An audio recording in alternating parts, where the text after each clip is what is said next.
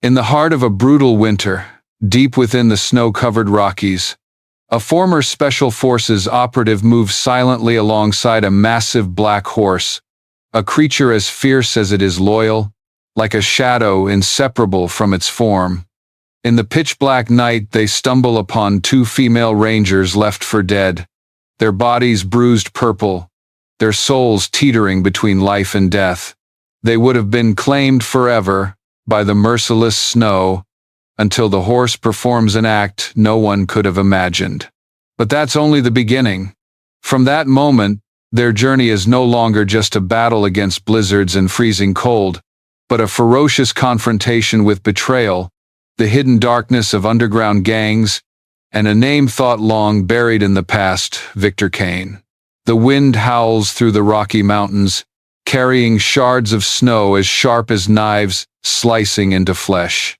Night blankets the wilderness, with only the faint silver of the moon peeking through swirling gray clouds, casting fragile streaks of light on the steep slopes. In this scene, a tall figure strides forward, his steps steady despite sinking deep into the thick snow. Beside him, a massive black horse moves with purpose, its breath forming wisps of white mist. This is Ethan Cole, 45 years old, a former Special Forces operative more accustomed to the deserts of the Middle East than the snow-covered forests of his homeland. His black and silver beard, steel-gray eyes, and the scars etched across his face are testaments to war, a past he thought he'd left behind. Yet, in this wild place, he moves as if still on the battlefield. Every step cautious, every glance probing, his old rifle always ready on his shoulder. His horse, Obsidian, is unlike any other. Its glossy black coat gleams under the moonlight. Its long mane flows like tendrils of smoke. Its heavy hooves are sure yet graceful. It's more than a mount. It's a comrade, a wild spirit Ethan trusts above all else. In its deep black eyes burns a strange light, as if it hears things humans cannot, senses dangers before they strike. Tonight, Ethan isn't hunting or seeking shelter. He's wandering, listening to the wind, letting his steps fall in rhythm with Obsidian's heartbeat. For him, these journeys are the only way to stay alive, body and soul. But then, Obsidian halts. Its body tenses, ears prick up, breath quickening. Ethan grips his rifle tighter. His instincts know this signal. If the horse is alert, something's out there. He crouches, touching the snow, then follows Obsidian's gaze toward a narrow ravine where darkness swallows everything. Ethan stays silent. His body moves like it's performing a ritual. Slow, cautious, utterly attuned. The wind screams, but within its rhythm he hears something else. Faint, faltering. A moan. Without hesitation, Ethan signals. Obsidian surges forward, its powerful strides breaking through the deep snow. They charge through pine groves, across the ravine, and then Ethan sees it.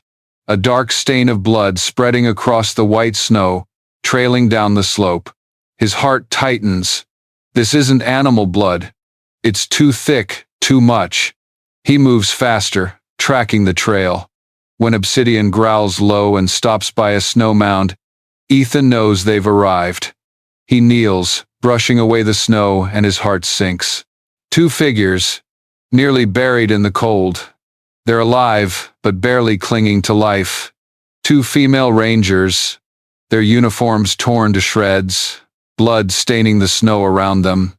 The younger one, pale-faced, bleeds from her shoulder. The older one has a leg twisted unnaturally, her breath labored. Her eyes flutter open, trembling as she rasps a single word. Help. Ethan says nothing. His hands move on instinct, the muscle memory of a man who saved comrades under gunfire. He checks pulses, staunches blood with makeshift bandages, tries to splint the broken leg. His movements are swift, precise, without a second's hesitation. But he knows, in this deadly cold, bandages alone won't save them. They won't survive without immediate evacuation.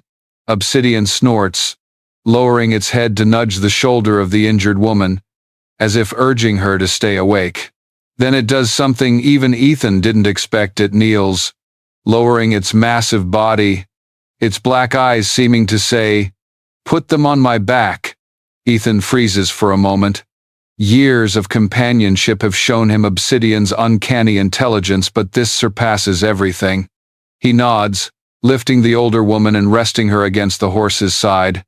Obsidian rises slowly, maintaining perfect balance. For the younger ranger, Ethan rips his jacket, fashioning a makeshift stretcher from 2 branches, tied to the reins.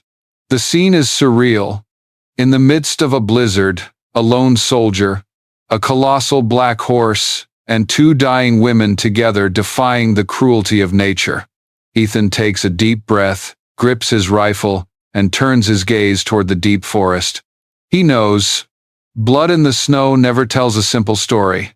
Someone wanted these women dead, and if that someone is still out there, this night is only beginning.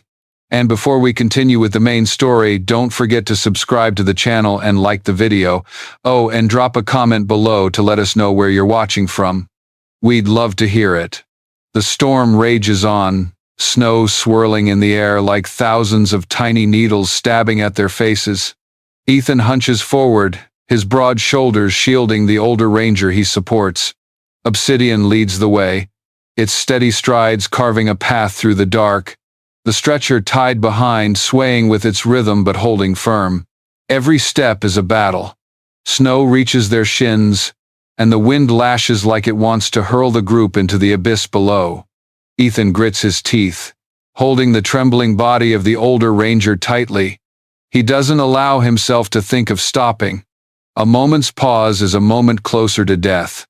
The wind screams in his ears, but amid the chaos, Ethan catches another sound. Faint, distant, but distinct.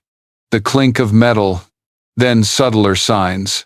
A flash of light on the mountainside, gone in an instant. His soldier's instincts snap to attention. This isn't just nature. Someone's watching. Ethan glances at Obsidian. The horse senses it too. Its ears stand rigid, breath quickening, hooves pausing briefly before moving again. It doesn't panic, but its body is taut like a bowstring. After nearly an hour of trudging through the dark, they stumble upon an abandoned structure, an old ranger station, standing alone at the valley's edge. Its wooden walls are rotted, the roof caved in patches, the windows cracked into spiderweb patterns of frost. But to Ethan, it's the only chance to keep them alive through the night. He pushes the door. The hinges screech, the sound echoing like a cry in the silent void. Inside, it's pitch black, the air thick with the smell of damp wood. Ethan pulls out a lighter, sparking a fire from dry logs found in the corner of the fireplace. The flames flicker, spreading light across the desolate room. Ethan lays the rangers near the fire. The younger one, shoulder wounded, remains unconscious, her breathing faint but steady. The older one struggles to sit against the wall, her face pale but her eyes sharp, resolute. Ethan resplints her leg, tightening bandages to stem the bleeding. As he moves to check an old radio hanging in the corner, her hoarse voice cuts through. Don't touch it." Ethan turns. The firelight casts shadows on her face, revealing eyes burning with fear. "If you turn it on, they'll find us. They're always listening to that frequency." A heavy silence falls. Ethan sits, his icy gaze locked on her. "Who are they?" The woman swallows hard, then whispers, "Victor Kane." The name drops into the room like a stone into a frozen lake. In an instant, memories flood Ethan's mind. Years in the Middle East, blood-soaked orders, a shadow behind mysterious deaths. Kane isn't just a name. He's a scar that never healed. The fire crackles, casting flickering light on Ethan's gray eyes. He doesn't respond immediately. He only grips his rifle tighter, knuckles whitening. Finally, he nods slightly, as if confirming to himself that fate has just knocked. Outside, Obsidian stands guard at the entrance, its massive body filling the doorway like a black gate. Its breath forms clouds of white mist, ears perked, ready. It knows danger is near. Ethan peers through the cracked window into the deep forest. Amid the swirling snow, he glimpses two shadows moving. They advance slowly, silently, patient as wolves stalking prey. In the moldy room, the fire dwindles, but tension spreads like a storm. Ethan slowly chambers around. Tonight, the cold isn't the only enemy. All right, dear audience, if you're watching and finding this story gripping, comment the number 1 or I'm still here to keep listening. The fire in the hearth fades to glowing embers, casting faint red flickers on the wooden walls. The air grows thick, the silence suffocating. Ethan sits against the wall, rifle across his knees, eyes fixed on the cracked window. The older woman, Claire Donovan, leans against the wall, her pale face unyielding, her gaze never leaving him. The other, Sophie Reyes, remains unconscious, her fever beginning to flush her skin. Outside, the wind howls like the wail of lost souls. But woven into the gale, Ethan hears another sound, muffled, deliberate footsteps. He doesn't need to look to know. They're being surrounded. Obsidian, blocking the entrance, lets out a low snort through its teeth. Its ears stand tall, eyes flashing with fierce light. It shakes its mane, hooves stomping the frozen ground, the sound reverberating like war drums. The message is clear. The enemy has arrived. Then everything erupts. A deafening blast shatters the window, wood splintering everywhere. Bullets tear into the walls like hail. Ethan rolls, pulling Claire down, shielding Sophie. The acrid smell of gunpowder stings his nose. He crawls like a shadow, rifle pressed to his shoulder, returning a short burst through the broken window. A scream pierces the night. One of them is down. But they don't stop.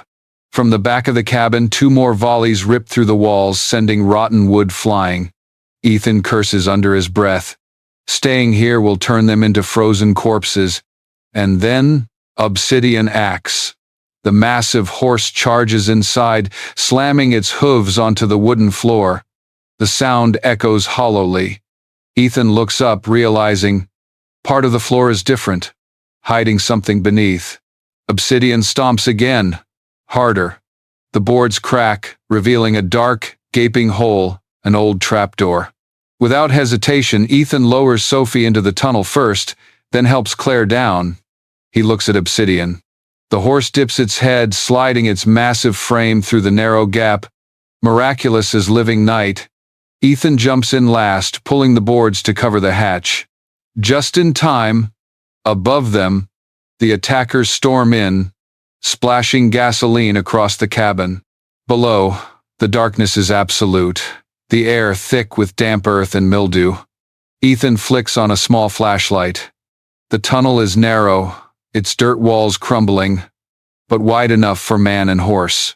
They move deeper, the howling wind above replaced by the muffled roar as flames devour the cabin.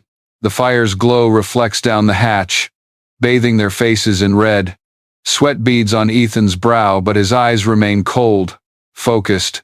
He knows, if the attackers find the tunnel's exit, this will be a death trap. The tunnel leads to the mountainside, where a narrow crevice opens beneath a stand of pines. Ethan looks up.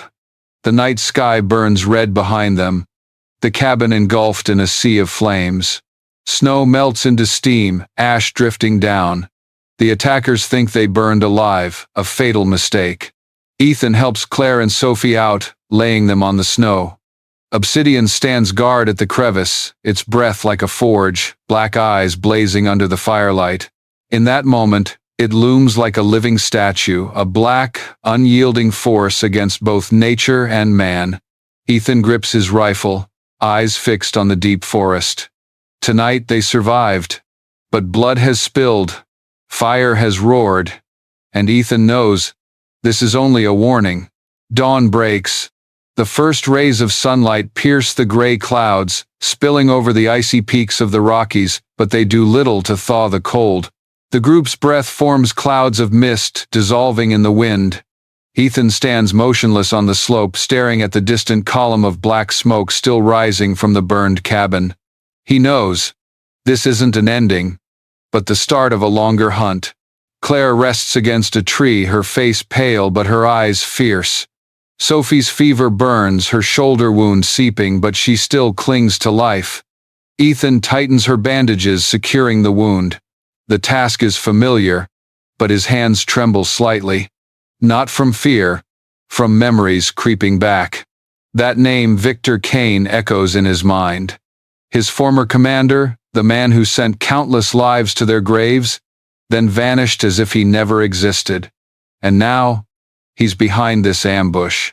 Every fiber of Ethan's being urges him to end that shadow once and for all. Obsidian snorts, stepping toward a frozen stream nearby. The horse stomps the ice, the sound sharp and dry. Ethan frowns, following. Beneath the cloudy ice, dark shapes emerge, as if something is buried. He draws his knife, hacking at the ice until it shatters. What lies beneath freezes the air. A rusted Glock, its grip wrapped in duct tape, and beside it, a torn tactical glove stained with dried blood. Ethan picks it up, flipping it over. A faded inscription reads, P. Maddox. His heart sinks. Maddox, a Silvervale Ranger, went missing 7 months ago. Official reports said, lost, likely dead from exposure.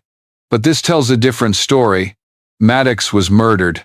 Like Claire and Sophie, he was left to die in the frozen wilderness, buried under ice.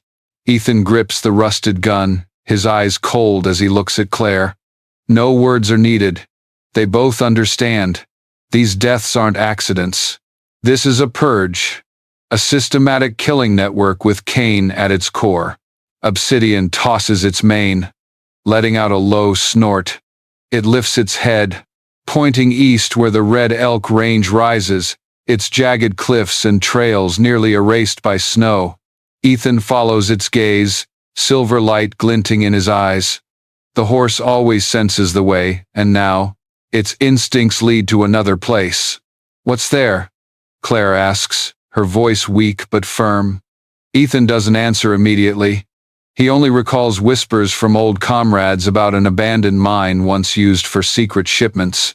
He secures the rusted gun and bloodied glove in his pack, undeniable evidence. Then he helps Claire, pulling Sophie onto the stretcher behind Obsidian. The wind howls, snow falling again, but now Ethan's eyes burn with more than survival. It's the look of a hunter, determined to follow the trail to the darkest depths. They leave the stream, abandoning the blood, ash, and broken ice bridge. Ahead, the forest lies silent, but within that silence hides a darker truth. Ethan knows, digging into the Red Elk mine won't just uncover enemies. It will reveal proof that this system runs deeper than anyone dares imagine. The path to Red Elk twists like a giant scar across the mountainside. Snow buries the trail, but fresh tire tracks carved into the ice reveal the truth. This place is far from abandoned, despite what records claim. Ethan leads, rifle ready, eyes scanning every crevice. Claire sits awkwardly on Obsidian's back, her cracked lips set, her gaze weary but resolute. Sophie lies on the stretcher, her breathing uneven, fever making her mutter incoherently. The wind cuts through the ravine, carrying an unnatural, acrid smell. Ethan recognizes it instantly. Chemicals. His pulse quickens, every sense on edge. They're not just approaching an old mine. They're entering the den of a criminal machine. Red Elk emerges like a wound in the mountain. A rusted steel gate stands ajar, snow piled around it, but drag marks show recent use. Ethan signals for silence. Obsidian taps its hoof lightly, its black eyes gleaming like speaking shadows. Inside, darkness engulfs them. Ethan's flashlight sweeps over rotting beams and stained rock walls, but what stops him cold is what's scattered on the ground.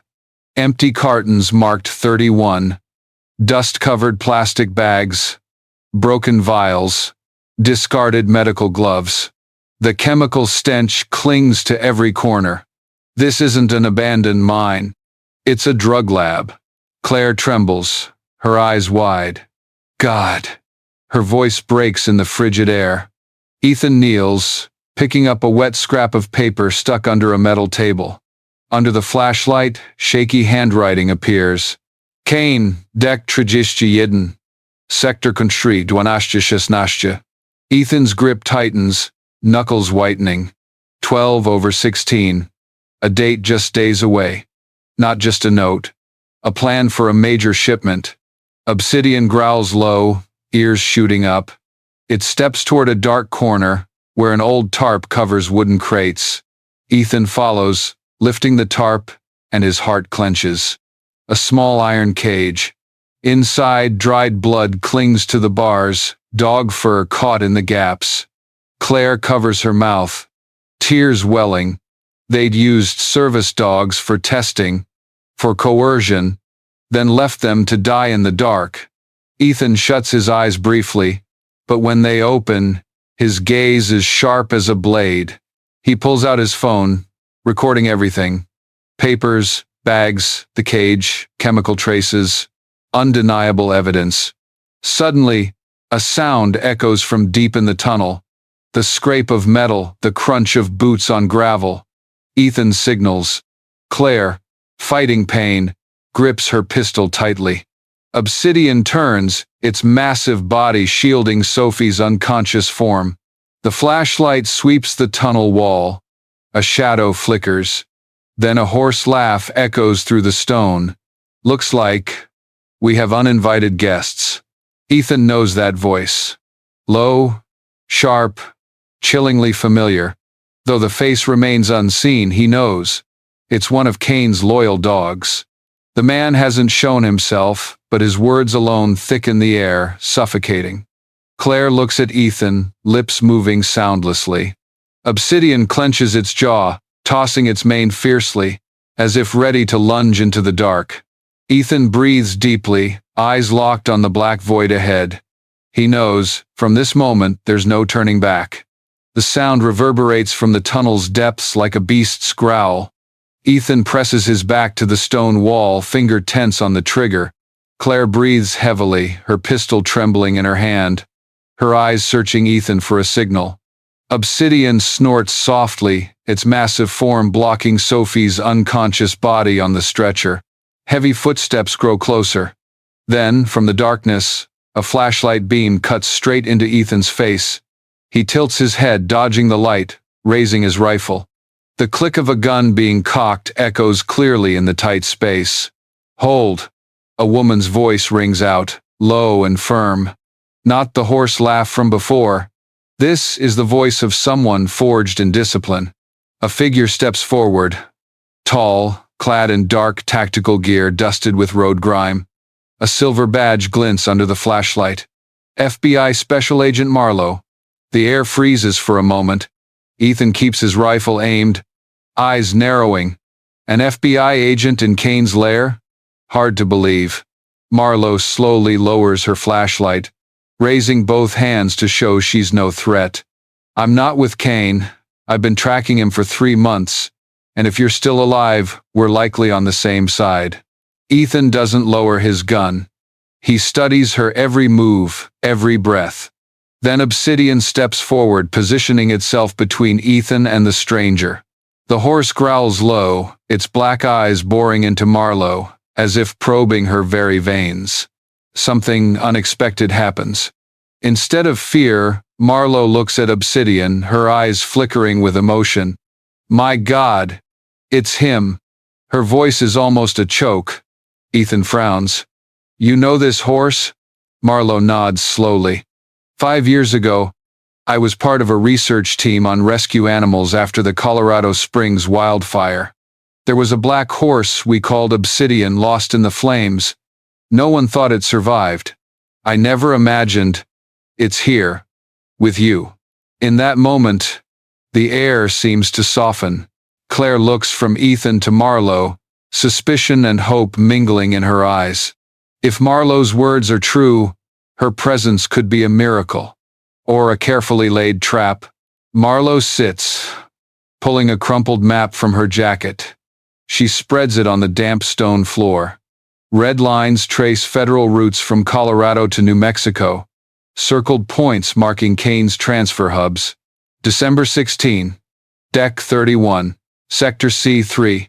She points to a note on the map, matching the paper Ethan found. This is the biggest shipment in years. If we want to take Kane down, that's our only shot. Ethan stays silent. He doesn't trust coincidences. But the evidence before him, and her presence, paints a clear picture. Claire grips her pistol, her voice hoarse. If you're really FBI, why are you here alone? Marlowe meets her gaze, a tired smile flickering. I'm not entirely alone, but my team. She pauses, her eyes darkening. There was a traitor, and they died in the storm. Her confession lands like cold stone. In Ethan's mind, the pieces align. Intercepted frequencies, the cabin ambush, now a lone FBI agent. If Kane has someone inside the agency, this game is far more complex than he thought. Obsidian suddenly turns toward the tunnel entrance. It snorts sharply, mane bristling, eyes blazing with fierce light. Ethan doesn't need to ask, danger is closing in. Marlowe quickly folds the map, gripping her sidearm. They've tracked us. If you want to survive, trust me, just this once. Ethan glances at Claire. She nods faintly, resigned but resolute. He tightens his grip on the trigger, taking a deep breath. Fine, but if you betray us. His voice is low, icy. This snow will bury you with them. In the dark, Obsidian roars, its echo shaking the tunnel, the prelude to a new battle drawing near. The afternoon settles over the Rockies, the sky cloaked in dull bronze, the last sunlight writhing like a silver thread across the pines. The group returns to the charred remains of the cabin, where four walls once stood, now only blackened ash remains. Smoke still seeping from smoldering beams. The scent of char and gasoline lingers in the wind, like a scar that won't fade. Ethan moves slowly around the site, his boots sinking into ash-mixed ice. His seasoned instincts whisper, the fire wasn't just to kill but to erase evidence. Each burned plank is a lie. Each ash mark a buried secret. Claire rests against a nearby pine, her eyes tracking his every move. Sophie remains unconscious on the stretcher, her breath faint, her face flushed with fever. Agent Marlowe silently photographs, noting every detail, her sharp eyes missing nothing. Obsidian stands motionless on the burned ground, ears erect, its massive body like a black statue. The wind stirs ash around its mane, but it doesn't flinch, its gaze fixed on a surviving corner of the cabin. Ethan follows its stare. At a broken wall, on a charred beam, something glints faintly. He kneels, brushing away ash with calloused hands. Beneath the gray dust lies a small round object, unscathed by the fire. A smoke detector. He turns it over. No battery, but the casing is heavier than normal. A chill runs down his spine. Years of experience tell him, this isn't a standard smoke detector. A hidden pinhole camera is embedded inside. He pries open the plastic. Ash spills, revealing a scorched but intact micro-SD card. Living proof. He hands it to Marlowe. She slots it into a portable reader. The screen flickers to life with grainy black and white footage, blurry but clear enough. The frame shows the cabin's interior before the fire consumed it. A broad-shouldered figure with confident strides enters. He kneels at the fireplace, tucking a waterproof bag inside. His face, lit faintly, is unmistakable Victor Kane. The air freezes. Claire clenches her fists, eyes welling. Ethan doesn't blink, his lips pressed until they bleed. Marlowe says nothing, gripping the screen, her eyes burning with cold fire. In the video, Kane stands calmly, wiping his leather gloves, then signals another to douse the cabin in gasoline. Before leaving, he pauses, staring directly at the camera, his eyes radiating arrogance as if he knows someone will see this later, yet believes no one would dare challenge him. The footage ends in flames. Ethan rises, moving to where the fireplace once stood. With an iron rod, he digs through the ash. Beneath broken bricks, he finds a black plastic bag, waterproof, just as in the video. Inside, everything is intact: a burner phone, a map marked with C3, and scraps of paper with coded transfer points. He tucks it all into his belt. This isn't just evidence. It's a weapon, a blade aimed at Kane's heart. But then Marlowe's radio crackles. Static hisses. Then a distant voice emerges: a man. Identity unclear. The decoy has left position. They're still alive. Ethan's heart tightens. It's clear. A traitor in the federal ranks is feeding Kane intel the moment they uncover evidence. Marlowe bites her lip, shutting off the radio. Her eyes darken, but her voice is controlled. They know we're not dead. There's no going back now. Ethan looks to the sky, stained red with dusk. In his eyes, the real storm has begun. This is no longer a fight against nature. It's a battle against a dark network, where enemies hide within the ranks they once trusted. Obsidian roars, its echo rolling down the valley, tearing through the falling night. It's not just a horse's cry. It's the drumbeat of a wild spirit, heralding the clash to come. Dawn doesn't arrive with light, but with fog. The valley below the Rockies is swallowed by a thick white veil, silent as a giant grave. Everything vanishes beyond a few steps. Trees, rocks, even the sky. Only cold breath, heartbeats, and the steady thud of hooves on frozen ground remain. Ethan sits on a rocky outcrop, staring into the white void below. Beside him, obsidian stands like a dark deity, its breath forming dense clouds. Its mane hangs low, muscles taut as a bowstring. Each gust through the ravine makes it toss its head, ears scanning the air. It senses what human eyes can't. Farther off, Marlowe whispers into her earpiece. FBI units lie in wait, scattered through the forest, tightening a noose around the C3 rendezvous. Claire adjusts her leg splint, her face pale but her eyes blazing. She knows their survival hinges on today. Sophie, wrapped tightly in a blanket on the stretcher, her lips pale but breathing steadier, seems to sense the storm approaching. The first sound to pierce the fog is an engine. Low, heavy, rhythmic, like a death knell. 3 vehicles emerge from the white. A black SUV leading, 2 pickups trailing. Their headlights cut faint beams, then die as the engines stop in a clearing. Doors open. Large men, heavily armed, step out, boots crunching gravel. In the center, the man Ethan has waited for through long, cold nights. Victor Kane. Even in the fog, his presence radiates arrogance. A long coat sweeps the ground, gloved hands grip a metal briefcase. His gray hair is swept back, his cold eyes scanning the valley for threats. A soldier steps forward, whispering. Kane nods, a faint smirk curling his lips. Ethan grips his rifle. Every instinct screams to fire, but he knows shooting now would turn this into a bloodbath. They need living proof, not bodies. Obsidian growls softly. Its ears shoot up, body shuddering. Ethan follows its gaze. At first, only thick fog, then a glint like a knife. A sniper's scope. Ethan's heart lurches. Sniper. Before he can signal, Obsidian charges down the slope. Its massive black form tears through the fog, hooves pounding stone, roaring like thunder. It bellows, the sound echoing through the valley, waking the forest. A shot rings out. The bullet tears through the air but misses. The sniper, startled by the horse's roar, fumbles, the shot striking rock. Moments later, Obsidian is upon him. Its body slams the nest, knocking the shooter down the slope, his rifle skidding across gravel. In the clearing, shouts erupt. Kane's men draw weapons, muzzle flashes sparking in the fog.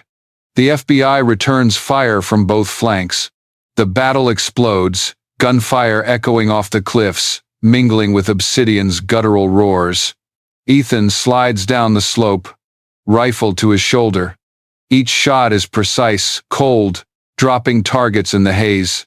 Marlowe moves low, darting like a shadow, her Glock firing in steady rhythm. Claire, despite her injury, shoots from a high perch, covering their backs. Kane stands motionless amid the chaos, his face like stone.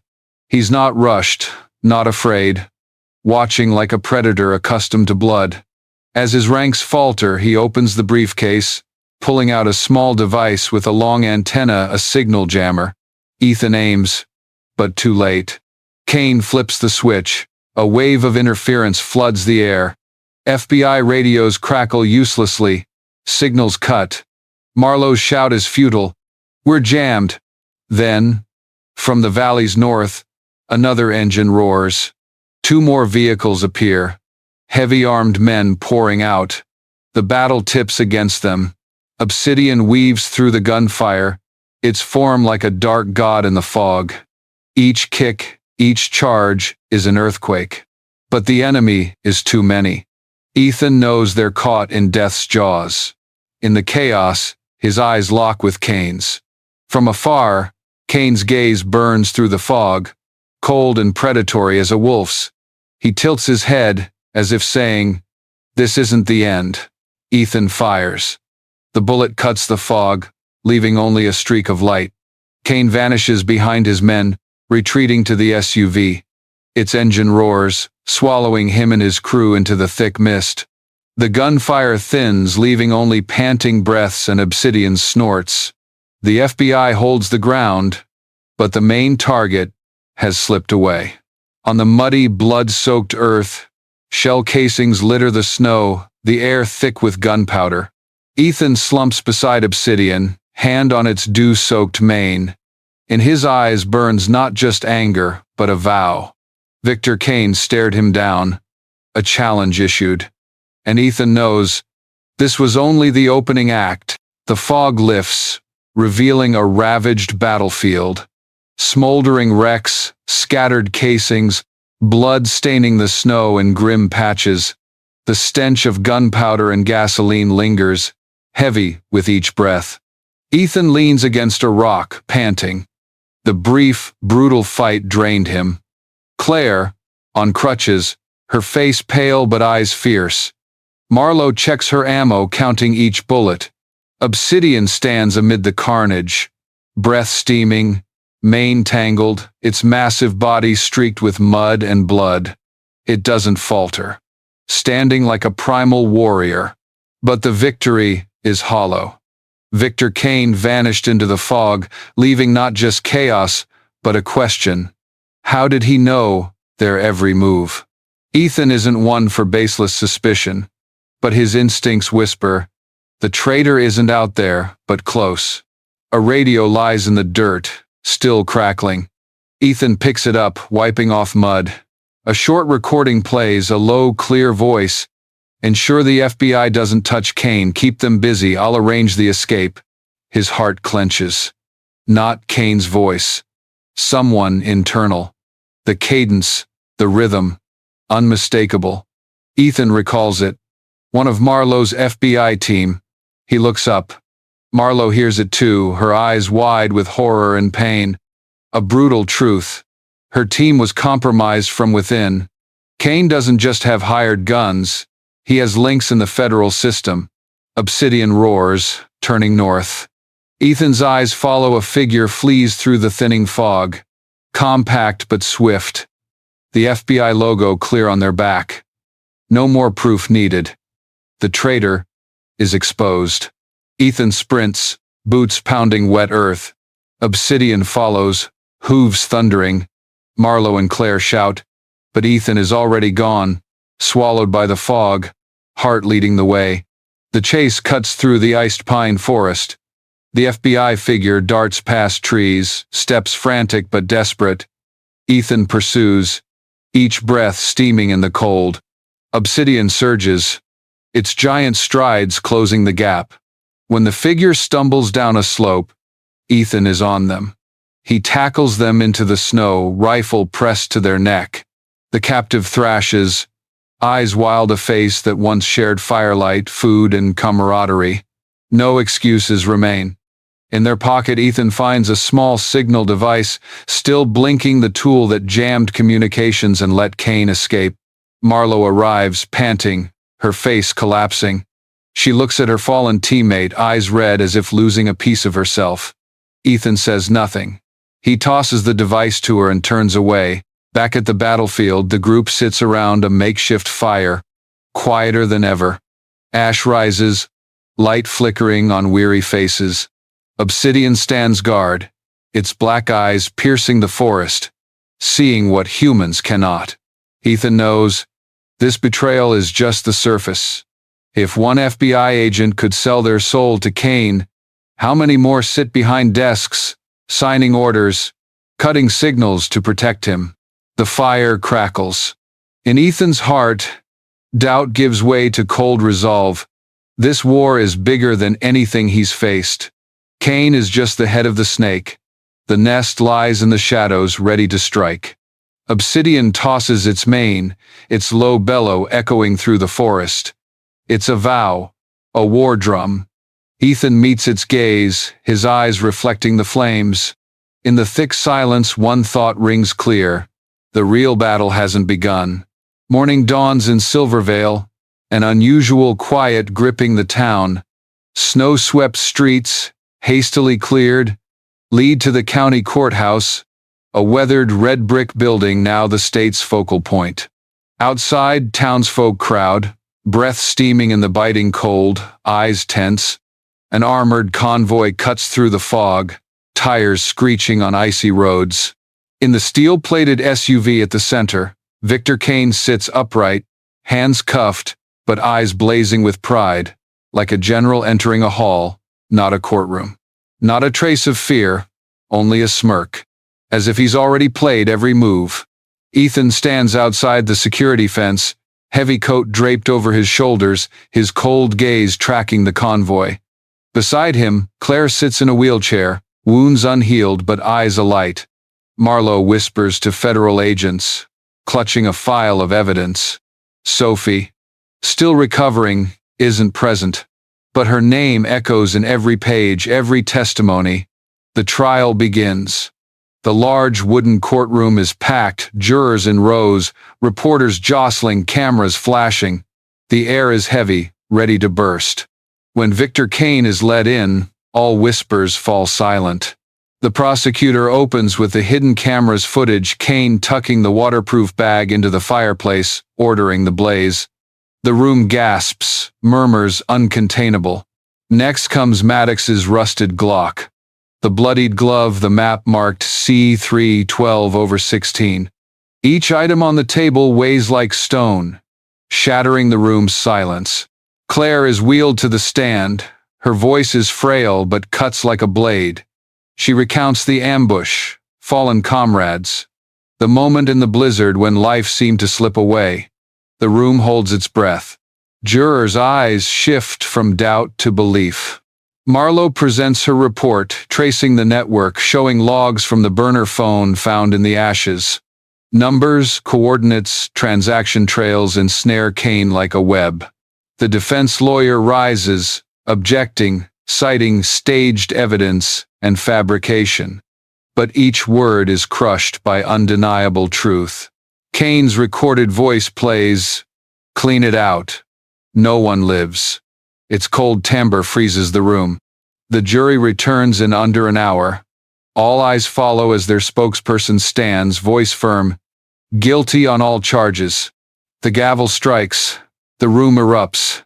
Some townsfolk weep, others clap, but all know justice today is real, but incomplete. Kane is led away, but he glances back. His eyes lock on Ethan, a thin smile slicing his face. No fear, only an unspoken promise. Ethan stands still, a chill colder than the snow gripping his spine. He knows a man like Kane doesn't just sit in a cell. He's a limb of a larger network, hidden behind desks, suits, within the system people trust. Outside, snow falls again. Obsidian stands in the town square, breath steaming under golden streetlights. Children approach curiously, touching its black mane. But in its deep eyes lies something heavier, an animal's instinct, sensing the storm isn't over. Ethan rests a hand on Obsidian's neck. The warmth of its body seeps into his calloused palm. Amid the cheers, the sense of justice served, he still hears the faint pulse of danger, a quiet, persistent undertone. Cain may be convicted, but the war isn't over. Silvervale's winter shifts slowly. The blizzards fade, leaving white roads winding through the small town like indelible memories. Locals still talk of the trial as an earthquake. Victor Cain, once a shadow no one dared name, is convicted. But in their eyes, relief is fleeting. They know one arm of the monster is severed, but its body lurks in the dark. In the town square, the scent of fresh cedar fills the cold air. Craftsmen erect a large statue from a cedar trunk. Obsidian, the massive black horse, head high, mane flowing like waves, eyes carved deep with defiance. Townsfolk gather, children cheer, adults stand silent, hearts full of reverence. In war, a horse is a legend. In Silvervale, it's a symbol of survival and justice. Claire is wheeled into the square. Her leg wound keeps her from standing, but her eyes shine, free of the despair from that blizzard night. Sophie walks beside her, arm bandaged, steps slow but strong. They pause before the statue, hands touching its wooden flank, a silent thanks to the friend who pulled them from death. Marlowe stands nearby, her face calm but eyes layered with thought. She knows this victory is partial. The traitor in the FBI was a small link. If Cain could infiltrate that level, deeper layers exist, where power and darkness merge. Ethan stands apart, leaning against a large pine, eyes on the statue. Victory feels like ash in his chest. Cain's courtroom stare lingers, that half smile a challenge. Ethan knows the thread binding him to Cain isn't cut. This isn't just personal. It's a reminder that the fight stretches beyond Silvervale's valley. Obsidian stands beside him, its black coat stark against the snow. Its eyes hold an eerie calm, as if sensing its master's thoughts. Ethan's rough hand rests on its neck, feeling the warmth of its thick coat. In that moment, man and horse need no words. They share one heartbeat, one silent vow. As the sun sets behind the Rockies, crimson light bathes the statue, turning it into a towering flame. The crowd disperses, the square falling silent.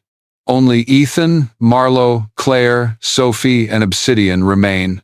Marlowe approaches, handing Ethan a paper, a decision to form an underground volunteer unit.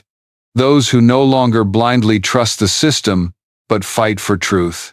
A new network, unnamed, unbound by rank, bound only by a pledge. When darkness rises, they'll stand. Ethan reads, folds the paper, tucks it into his coat. He doesn't answer, only looks to the horizon, where a helicopter's faint light flickers, gliding like a specter across the purple sky. In the fading engine hum, he hears a distant echo, a signal of a larger war ahead. Obsidian lifts its head, its deep bellow echoing through the valley, lingering like a mountain hymn. It blends with the cold wind, carrying a belief that even if darkness returns, there will be guardians ready to face it. Ethan whispers, voice low but firm, when the gate opens again, we'll be here. And so the story closes not with peace, but with a vow etched in snow and ash, opening a longer, bloodier, yet brighter journey than any legend. Night falls on Silvervale, the square's fire fading, leaving only the wooden Obsidian towering in the snowstorm. A journey begun in a blizzard rescue led Ethan, Obsidian, Claire, Sophie, and Marlowe through the darkest depths of betrayal, facing the past and dragging Victor Cain into the light. But today's justice isn't an end. It's a comma in an unfinished epic. This story leaves us with a stark truth. The enemy isn't always in the forest shadows, but within the systems we trust. A blizzard can kill in a night, but betrayal can kill faith for a lifetime. In those moments, what keeps us standing isn't just weapons, but belief. Belief in each other, in camaraderie, in unyielding symbols like obsidian. Perhaps the greatest lesson is this: justice doesn't come freely. It demands those who walk against the wind, stand in the blizzard, and swear never to back down. So what about you? If darkness rises in your city, will you stand, or will you wait for your own obsidian? Share your thoughts in the comments below. If you want this journey to continue, don't forget to like, subscribe, and turn on notifications. Part 2 holds more untold stories, and you won't want to miss it.